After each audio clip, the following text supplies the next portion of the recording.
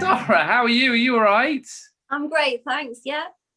Good. Now, we're very tight on time and we want to get straight into the presentation, but quickly, Sara, do you know what you're going to paint, or are you just going to listen to Emily's music and just go with the flow? I have no idea. Oh, exciting. I like that. I kind of got a thought about some colours. I mixed some ready. Okay. And I'm thinking a big sky, a big happy sky. But that's where I'm going to start. But that's where I always work. I just let go, which is quite a challenge on camera. But wish me luck. Well, you've got all these lovely people watching. You're all wishing you on there and waiting to see what you're going to create. But we need a brilliant piece of music. We need something very special to inspire you, Sara, don't we? So for that this evening, we have invited her back. She was so popular last time. Emily, welcome back, Emily. Hi. It's really super to be here. Fantastic.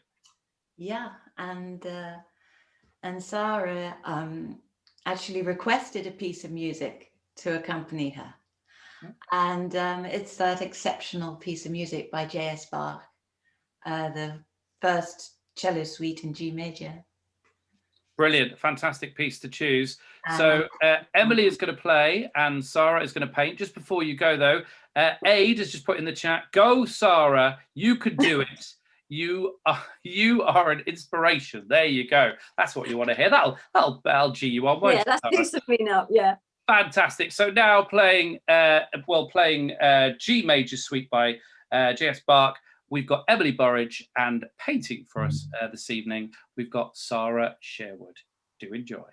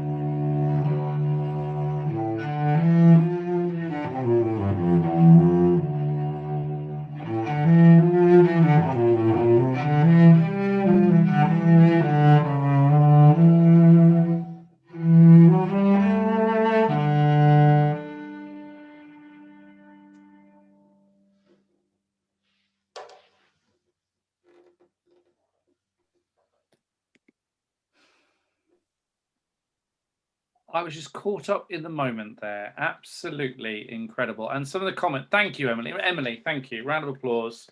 All the people out there, I'm sure, are applauding that fabulous music. And Sara, just wow. I mean, the comments have been coming in. It's really lovely. I wanted to read some to you. Benjamin Smith says, loving the colours. So I've got a Q&A now. So if you have got any questions, do put them in the chat there. But let's talk about the colours, because Benjamin loves the colours. Wow, why have you picked those colours? They're so vibrant. They're incredible.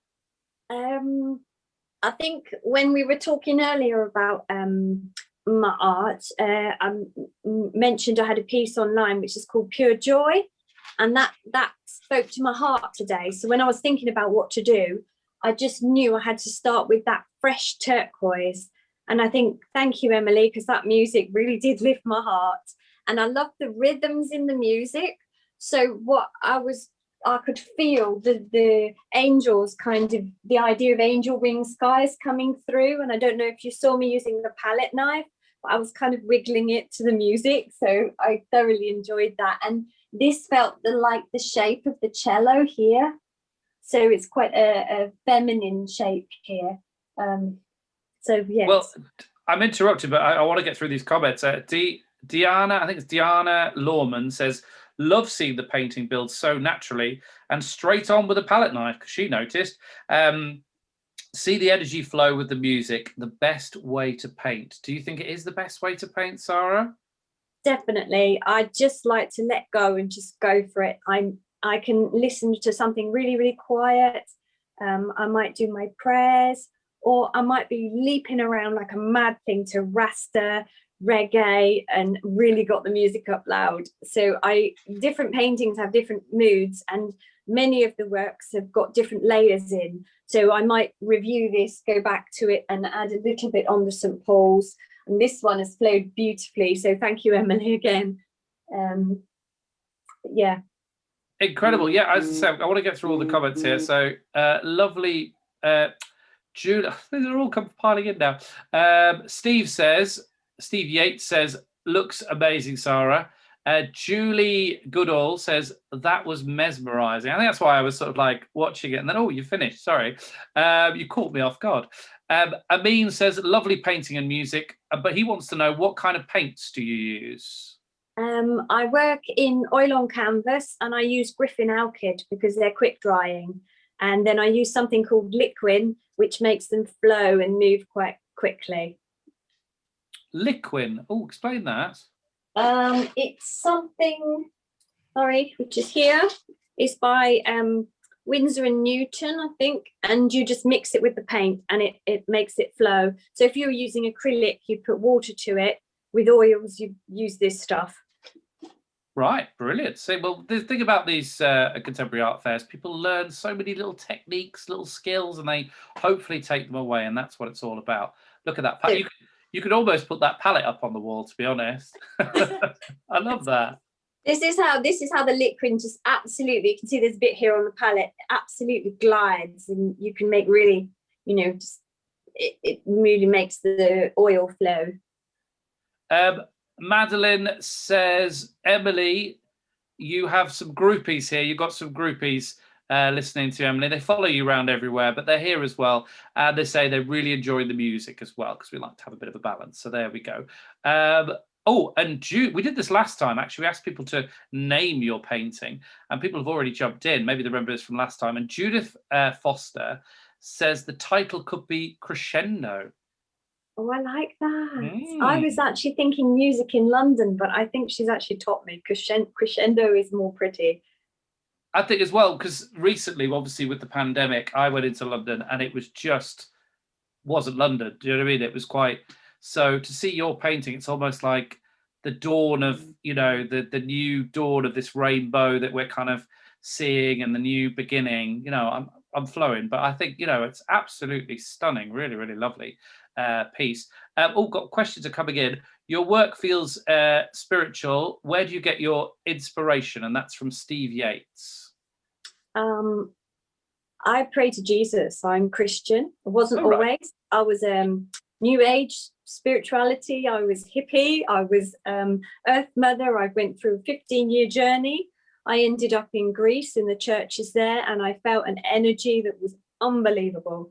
So now when I paint, I don't know if you noticed, but I cross myself at the beginning, and then I just let my body go and go for it. Fantastic. And we've got another suggestion. This is, I think this has come from one of our candidates, I think, or one of our people watching tonight. So I don't know the name, but they've said The Heartbeat of London. I like that. I have got one called Heartbeat of London already. So they're in the flow. But yes, it is my heart, and that's what I feel, that I want all of my work to give hope and peace and joy.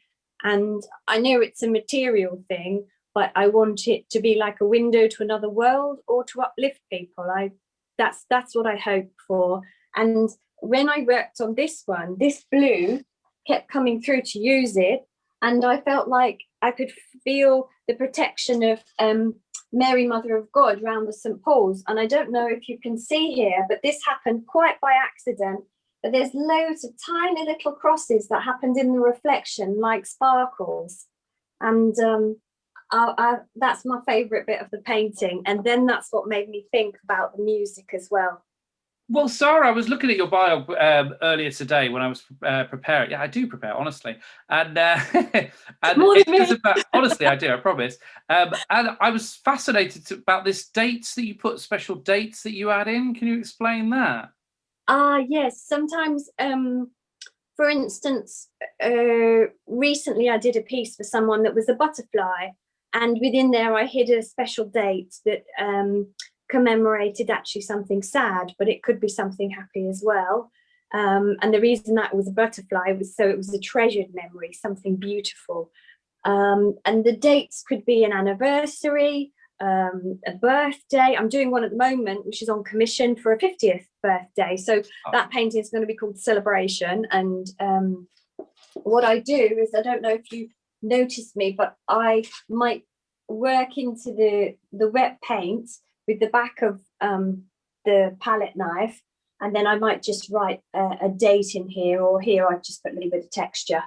And then that makes it really, really special, especially when people having something made for them on commission. And thank you for this tonight, because I so rarely get the chance just to paint, because I'm pretty much busy with commissions for the last 2 years. That's all I've worked on, really. Well, our pleasure. Thank you. Now, of course, we've got Emily there as well. Another one for you, Emily. We're trying to balance this up, but it says another of Emily's groupies. They're here. They're ready for you. You better lock that dressing room door. I was carried away by her playing. It was so wonderful to see Sara work in time with Emily's music. So yeah. So I want to ask you, Emily. Was it Sara picked that piece of music for you to play? Yes, absolutely. Because we met and we experimented, and it's interesting that you chose that piece, because fortunately for me, it's part of a concert program that I do. If you'd said another Bach suite, my hair would have stood on end a bit more.